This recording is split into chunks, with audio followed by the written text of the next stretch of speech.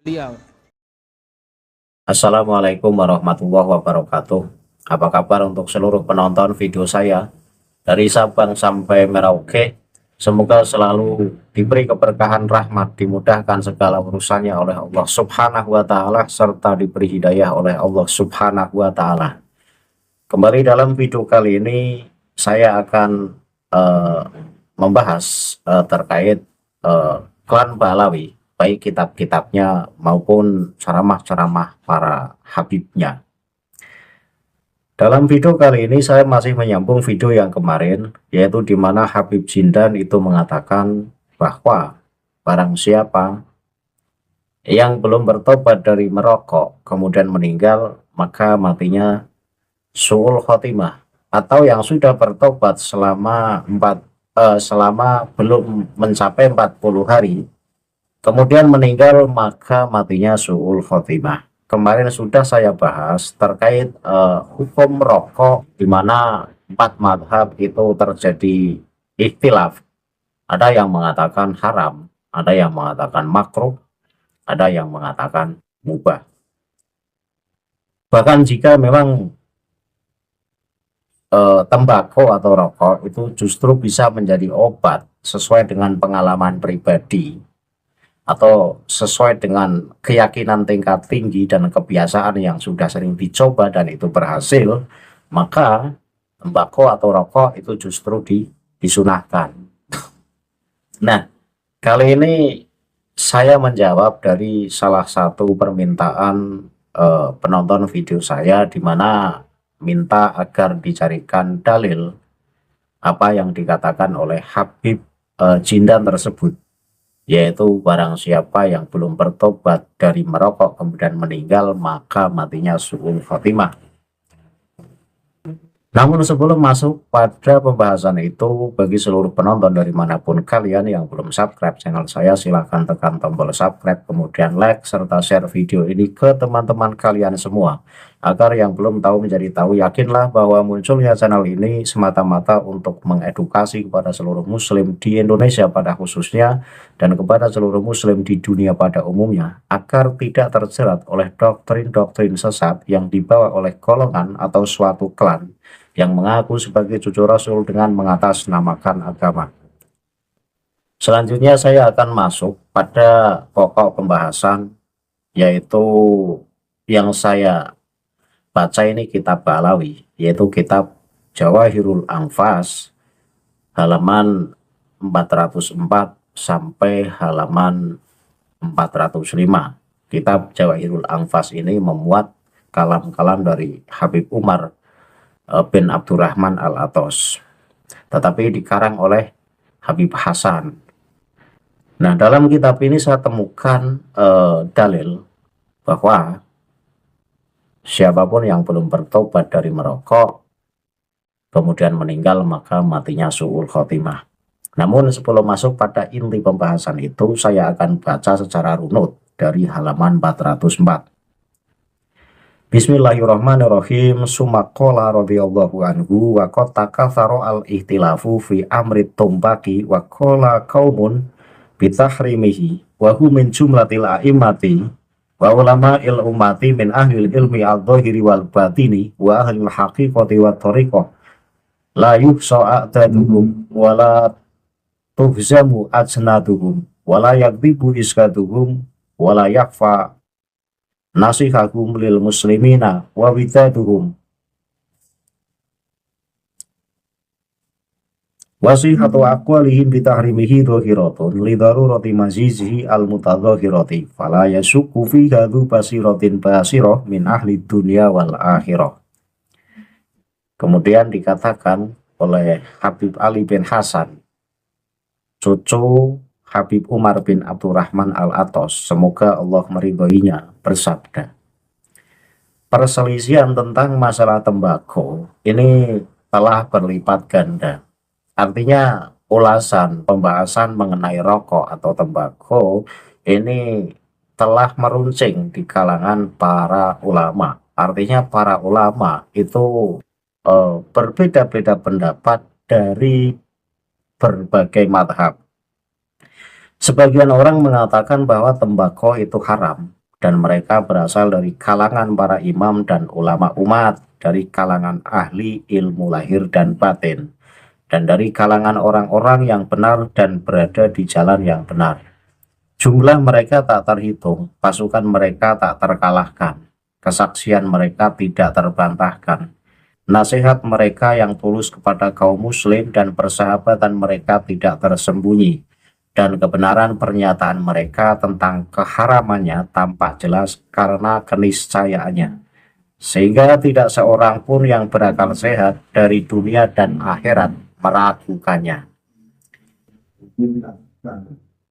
Jadi dalam kitab Jawahirul Anfas ini, pengarang kitab Jawahirul Anfas yaitu Habib Hasan ini lebih memilih bahwa rokok itu haram. Lebih memilih rokok itu haram, tetapi cara penyampaiannya itu dengan cara yang menggebu-gebu. Artinya sudah diketahui kan bahwa hukum rokok itu hukumnya ikhtilaf. Dan ulama ini terjadi berbeda-beda persepsi, karena jika yang mengatakan rokok itu makruh karena kadar bahayanya itu sangat sedikit, dan ulama yang mengatakan bahwa rokok itu haram itu melihat karena kadar bahayanya sangat besar, bisa merusak kanker, bisa mengganggu kehamilan katanya. Tetapi dalam faktanya kan perokok-perokok usianya sampai tua ini kan banyak. Artinya bahwa bahaya rokok ini hanya sangar dalam penelitiannya, tetapi dalam faktanya tidak. Ketika kita bandingkan dengan durian atau petai, yang dimana orang yang terus-terusan mengkonsumsi durian atau petai ini sudah sangat terbukti kolesterolnya tinggi. Coba saja 3 bulan mengkonsumsi durian berturut-turut atau petai, maka kolesterol akan tinggi dan itu nyata merusak badan. Tetapi untuk rokok, berpuluh-puluh tahun orang yang menghisap rokok ini tetap sehat aja, dan tak jarang yang usianya sampai tua. Artinya bahwa bahayanya rokok ini hanya dalam penelitiannya saja yang sangar. Dalam faktanya itu efeknya tidak begitu kentara. Itu menurut pendapat yang mengatakan makruh atau yang mengatakan mubah, karena dikatakan bahwa rokok itu memang bukan sesuatu yang membahayakan, bukan sesuatu yang memabukkan, sehingga dibolehkan. Tetapi kitab Jawahirul Anfas ini lebih memilih pendapat yang haram. Nah, dalam menguatkan pendapatnya pribadi ini disampaikan dengan bahasa yang menggebu-gebu, di mana mengutip atau mencatut ulama-ulama, katanya dari kalangan ulama ahli zahir atau batin yang tidak terhitung jumlahnya, dari ahli hakikat atau ahli tarekoh yang tidak diragukan lagi kebenarannya. Dan di sini dikatakan bahwa seseorang yang berakal sehat dari dunia dan akhirat ini tidak meragukan akan bahayanya rokok. Berarti yang mengatakan bahwa rokok itu tidak bahaya dikatakan ya orang yang tidak berakal. Kemudian dari kitab Jawahirul Anfas ini saya juga akan menyampaikan pandangan dari ulama lain. Salah satunya yaitu dari ulama Al-Hanafiyah, di mana Imam Abdul Ghani An-Nablusi yang wafat pada tahun 1143 Hijriah, kemudian Al-Haskafi yang wafat pada tahun 1088 Hijriah, dan Al-Hamawi yang wafat pada tahun 1056 Hijriah. Ini adalah ulama-ulama yang membolehkan rokok atau tembakau. Kemudian dari ulama Malikiyah, yaitu dari Ali Al-Ajhuri yang wafat pada tahun 1066 Hijriah. Kemudian ada Ad-Dasuki yang wafat pada tahun 1230 Hijriah. Kemudian ada As-Sawi yang wafat pada tahun 1241 Hijriah. Kemudian ada ulama yang bernama Al-Amir yang wafat pada tahun 1232 Hijriah, dan Muhammad bin Ali bin Al-Husain yang wafat pada tahun 1114 Hijriah. Jadi banyak ulama yang membolehkan terkait hukum rokok. Kemudian dari madhab Syafi'i yang menghalalkan tembakau ialah Imam Ar-Rasyidi yang wafat pada tahun 1096 Hijriah. Kemudian ada As-Subramalisi yang wafat pada tahun 1087 Hijriah. Dan ada Ali Badili yang wafat pada tahun 1077 Hijriah. Dan satu ulama dari madhab Hanabilah atau Hambali yaitu Mar'i Al-Karimi yang wafat pada tahun 1033 Hijriah. Dan ulama yang mayoritas mengharamkan tembakau ini dari madhab Hambali. Dalam madhab Hambali ini jumhur ulama ini mengharamkan menghisap rokok, tetapi ada satu ulama dari madhab Hambali yaitu Mar'i Al-Karimi yang membolehkan adanya rokok atau menghisap rokok. Nah, seharusnya kitab Jawahirul Anfas ini ketika menyampaikan satu hukum itu jangan karena pengarangnya itu tidak suka rokok sehingga mengambil satu hukum yang haram sesuai pandangannya. Seseorang yang paham kaidah fikih ini ketika menyampaikan hukum yang ikhtilaf ini seharusnya disampaikan juga pandangan-pandangan dari ulama lain. Karena ini berkaitan dengan hukum dan pemahaman pembacanya. Nah, ketika digaris bawahi di sini bahwa hukum rokok itu haram, maka pembaca ya akan berkesimpulan bahwa rokok haram. Padahal nyatanya rokok itu hukumnya ikhtilaf. Dan tidak sedikit ulama yang membolehkan adanya rokok.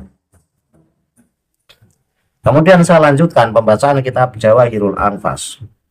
Wal hasilu anna mazazatahu kasirun walakin laisa minhum man huwa alimu tahririn wala wali syahirin wala wali syahirin la minasatati ahlil baiti an-nabawi min bani alawi wala minal masyayikhi adh-dhahirina ahlil maqami al-alawi wa anta tasma'u bisuyuhina adh-dhahirina minal mutaqaddimina wal mutaakhirin. Intinya banyak orang yang memiliki banyak pengalaman di bidang ini, tetapi tidak satupun dari mereka adalah ulama tafsir atau wali terkenal, baik dari keluarga mulia Nabi, keturunan Alawi, maupun dari para syekh yang tampak dari golongan Alawi. Nah, disinilah. Jadi, dikatakan dalam kitab Jawahirul Anfas, memang banyak ulama yang ahli dalam meneliti terkait hukum-hukum tembakau. Tetapi dikatakan bahwa ulama-ulama yang membolehkan menghisap rokok ini bukan dari kalangan ulama ahli tafsir atau wali terkenal. Jadi bahasanya itu merendahkan. Yang membolehkan rokok itu adalah ulama ecek-ecek di sini dikatakan. Bukan dari keluarga Nabi. Artinya bahwa keluarga Nabi, keturunan Nabi tidak ada satupun yang membolehkan menghisap rokok. Atau dari keturunan Alawi ini tidak ada yang membolehkan menghisap rokok. Nah, disinilah kitab ini membela pandangannya pribadi, kemudian menjatuhkan pandangan dari ulama lain yang mengatakan bahwa rokok itu boleh. Seharusnya nggak boleh begitu, karena hukum fikih itu hukum ikhtilaf. Sampaikanlah hukum secara jujur dari berbagai pandangan ulama, baik yang mengharamkan, baik yang membolehkan, atau baik yang memakruhkan. Jangan condong pada satu hukum yang hukum itu kemudian kebetulan dengan pandangan pribadinya. Ini nggak betul. Ini nggak betul. Jadi kitab Jawahirul Anfas ini saya kritik terlalu ekstrim dalam menetapkan hukum. Padahal hukum ini hukum ikhtilaf. Dan merendahkan ulama lain yang membolehkan rokok. Ini saya tidak sepakat. Ulama dengan ulama itu saling menjatuhkan. Ini saya tidak sepakat. Dan di sini dikatakan bahwa dari klan Balawi tidak ada satupun yang mengatakan bahwa rokok itu halal. Kita lihat kitab Buhyatul Mustarsidin yang dikarang oleh Ba'alawi, di mana kemarin dalilnya sudah saya baca bahwa dalam kitab Buyatul Mustarsidin itu bijak. Di sana mengatakan bahwa hukum rokok itu ikhtilaf karena rokok itu adalah sarana hukum, bukan yang terhukumi. Nah, sarana hukum itu mau rokok mau dibawa ke maksiat ya hukumnya menjadi haram, rokok mau dibawa ke hal yang makruh ya rokok menjadi makruh, dan rokok mau dibawa ke hal-hal yang baik, maka merokok ini terkadang hukumnya menjadi sunnah karena membawa kebaikan. Itu kitab Buyatul Mustarsidin karangan Bahlawi. Terbukti bahwa dari klan Bahlawi pun ada yang membolehkan. Ketika kitab Jawahirul Anfas di sini menutup mata bahwa mengatakan dari ulama Bahlawi tidak ada yang mengatakan kehalalan rokok ini tidak benar. Kemudian ini akan dijelaskan, kita lihat pandangan dari ulama-ulama Bahlawi terkait hukum rokok. Sehingga teksnya saya baca. Qultu dzakara ba'du hadza jama'atun min sadatina ali abi alawi wa khairihim. Awaluhum sayyiduna al-faqihul muqaddamu wa akhiruhum as-sayhu Umar bin Abdul Qadir al-Amuti. Wa dzalika 'alal mubayyinati wa talfiri an hadza syarbi al-muwahhili ini.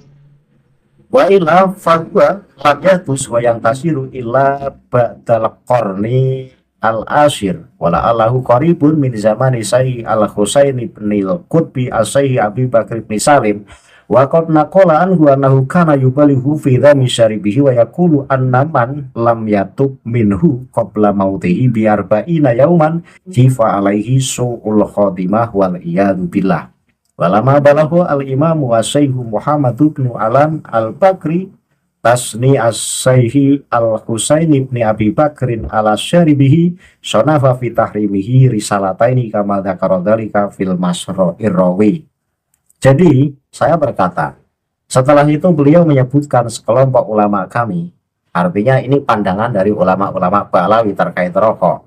Sekelompok ulama kami dari kalangan Bahlawi maupun yang bukan dari kalangan Bahlawi, ini yang pertama adalah Faqih Muqaddam, dan yang terakhir adalah Syekh Umar bin Abdul Qadir al-Amuti, ini mengharamkan rokok. Dan mereka sangat tegas dalam memperingatkan tentang rokok atau tembakau yang berbahaya dan merusak ini. Atau hal itu baru terjadi dan menyebar setelah abad ke-10. Rokok dikatakan baru menyebar ke berbagai negara pada abad ke-10. Dan mungkin terjadi pada masa Syekh Al-Husain bin Al-Qutub, Syekh Abu Bakar bin Salim. Dan diriwayatkan darinya bahwa beliau tegas dalam mencela penikmatnya. Nah, inilah yang dikutip oleh Habib Jindan, bahwa Habib Jindan ini mengutip dari pandangan Syekh Al-Husain bin Al-Qutub, Syekh Abu Bakar bin Salim, di mana Habib Husain mengatakan, barang siapa yang tidak bertaubat dari rokok 40 hari sebelum ajalnya, dikhawatirkan ia akan mendapat akhir yang buruk, su'ul khatimah. A'udzubillah. Ini pun akan saya kritisi. Pandangan dari Syekh Al-Husain bin Al-Qutub ini sangat keterlaluan dan cenderung menyimpang. Andaikan Syekh Husain bin Al-Qutub ini memilih hukum yang haram, ini sebenarnya nggak masalah buat saya, karena memang rokok hukumnya ikhtilaf. Anda mau memilih hukum yang haram ya silahkan, berarti Anda jangan mengkonsumsinya. Anda yang mengatakan atau memilih hukum makruh ya berarti kalau Anda suka rokok ya silahkan menghisap rokok. Atau Anda yang mengatakan mubah, ini silahkan ketika mau merokok. Atau justru Anda mengatakan rokok itu sunnah, seringkali dengan rokok mendatangkan manfaat-manfaat yang baik. Ini nggak masalah sebenarnya mau pilih pandangan atau hukum yang mana. Tetapi yang saya kritisi di sini sampai mengatakan barang siapa yang belum bertobat dari merokok selama 40 hari kemudian meninggal, ini matinya su'ul khotimah. Walaupun di sini dikatakan dikhawatirkan mati su'ul khotimah. Barang siapa yang belum bertobat dari menghisap rokok, kemudian mati, maka dikhawatirkan matinya su'ul khotimah. Atau sudah bertobat tapi belum 40 hari, ini dikhawatirkan matinya su'ul khotimah. Merokok itu tidak perbuatan dosa. Kenapa harus bertobat? Dan kenapa menjadikan penyebab orang mati su'ul khotimah? Lah ini penyimpangan ajaran. Di sini penyimpangan ajaran. Jadi dengan sangat ekstrim mengatakan bahwa orang yang belum bertobat dari merokok kemudian meninggal dikatakan matinya su'ul khotimah. Ini hubungannya rokok dengan mati su'ul khotimah apa? Nah, ini pandangan dari Syekh Husain bin Al-Kutub, Syekh Abu Bakar bin Salim. Jadi ulama-ulama Balawi terdahulu rata-rata mengharamkan rokok. Ya makanya kalau Bahar Smith ngerokok ya jangan. Orang Balawi kan mengharamkan rokok. Kalau Bahar bin Smith ngerokok ya berarti nanti matinya su'ul khotimah. Ya saya lebih memilih rokok itu boleh, biasa saja buat saya, karena seringkali justru mendatangkan manfaat buat saya dan saya rasa tidak mengganggu kesehatan. Jadi ini ya permintaan dari salah satu penonton bahwa minta dicarikan dalil barang siapa yang belum bertobat dari merokok kemudian meninggal maka matinya su'ul khotimah. Ada dalam kitab Jawahirul Anfas di halaman 404. Kemudian saya lanjut pembahasannya. Beliau bersabda, barang siapa yang tidak bertaubat darinya 40 hari sebelum ajalnya, dikhawatirkan ia akan mendapat akhir yang buruk. Na'udzubillah.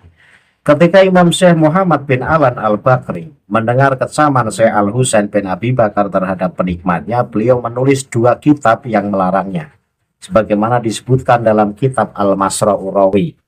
Nah, dalam kitab Masra'ur Rawi juga ada bab larangan terkait rokok. Saya lanjut. Wa dalilun annahu lam yahdus illa qaribu dzalika zaman madzakarahu Ibnu Syaihi Ahmad ibn Abdul Karim Asyajar an Syaikhil Habibi Abdillah Alawi Al-Haddad nafa'allahu bi fi kitabihi Tasbih al-Fuad min kalamil Qutbi Al-Haddad fa innahu naqala anil Habibi Abdillah al-Jazma bi tahrimihi wa tasdidin nakir ala syaribihi. Bukti bahwa hal itu hanya terjadi mendekati waktu tersebut adalah apa yang disebutkan oleh Ibnu Syekh Ahmad Ibnu Abdul Karim Asyajar atas nama Syekh Habib Abdullah Alawi Al-Haddad.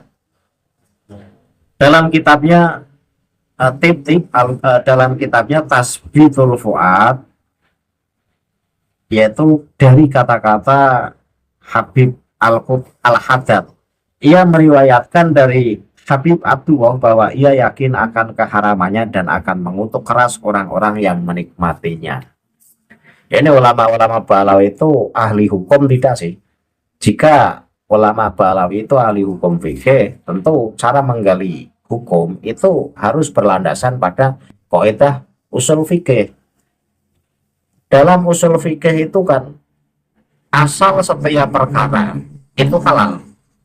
Asal setiap perkara itu boleh, kecuali ada dalil yang mengharamkannya. Nah, begitu pula rokok, ini tidak ditemukan satupun, baik nas, ataupun sabda Rasul, ataupun asar dari para sahabat yang melarang adanya rokok. Sehingga pada dasarnya rokok itu hukumnya boleh. Kecuali ketika rokok itu justru menimbulkan bahaya dalam fisik seseorang, maka hukum rokok berubah hukum menjadi haram. Jadi hukum rokok itu untuk antar individu ini berbeda-beda. Untuk yang mengkonsumsi rokok atau menghisap rokok tetapi dirasa tidak merusak kesehatan, ini hukumnya boleh. Nah, untuk yang mengkonsumsi rokok kemudian menyebabkan penyakit dan kemudian justru memperparah penyakitnya, nah ini hukumnya haram.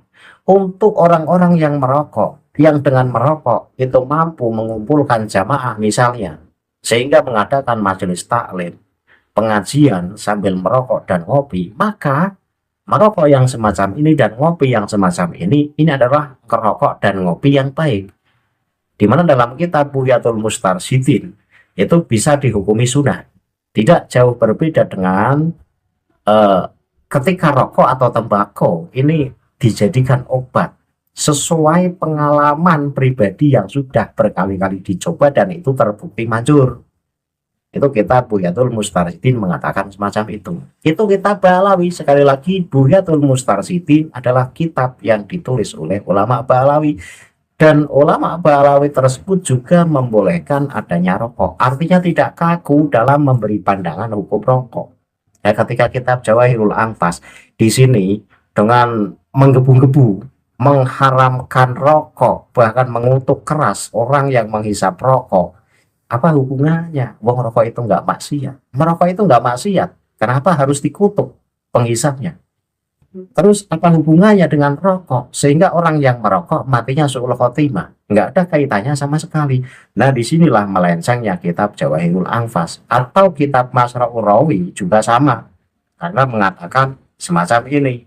Atau ulama-ulama Bahlawi yang mengatakan bahwa perokok ini matinya su'ul khotimah jika belum bertobat, itu pun pandangan yang menyimpang.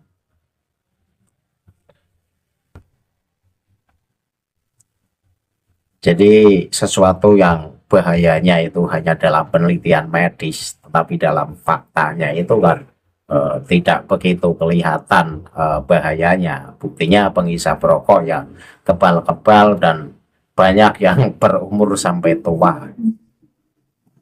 Malah kalau bilang bahayanya itu lebih bahaya durian dan pete kan. Seperti tadi yang sudah saya katakan. Durian dan pete itu rata-rata nyata itu ketika dikonsumsi berterus-terusan ini kolesterol menjadi naik. Dan ini faktanya juga banyak yang terjadi. Beda dengan rokok yang dalam penelitian medis bahayanya luar biasa, tetapi faktanya ini tidak begitu bahaya. Tidak begitu bahaya. Sehingga ketika menghukumi rokok dengan hukum yang haram, ini adalah pandangan yang berlebihan menurut saya. Apalagi sampai mengutuk penghisapnya, bahkan sampai mendoakan buruk pada penghisapnya. Orang yang belum bertobat dari merokok kemudian meninggal matinya su'ul khotimah, itu landasan hukumnya apa? Berani mengatakan semacam itu. Saya tidak peduli yang mengatakan dikatakan sebagai wali kutub atau tidak. Mau wali kutub, mau bukan wali kutub, mau ulama, ketika dalam memberikan hukum ini tidak memakai tata cara yang baik dan benar, maka saya sangkal dan saya kritisi. Jangan-jangan titel wali kutub itu hanya branding semata dan tidak ahli di bidang ilmu agama. Dan nyatanya mengharamkan rokok tapi bukan berdasar penelitian yang jeli, tidak memakai kaidah usul fikih misalnya.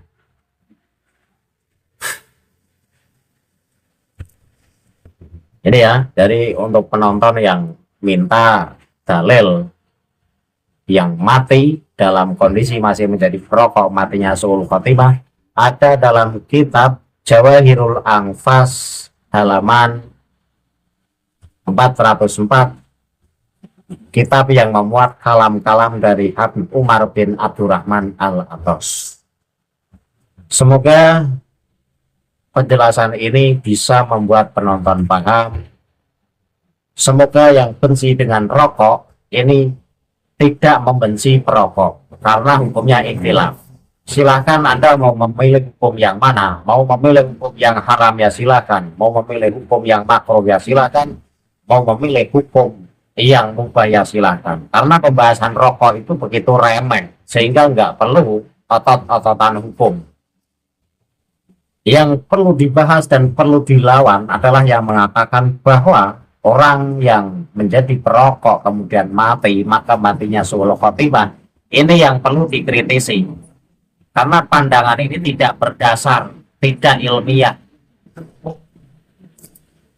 Saya akhiri kajian ini. Akhirul kalam, billahi taufiq wal hidayah. Wassalamualaikum warahmatullahi wabarakatuh. Salam waras untuk seluruh muslim di Indonesia.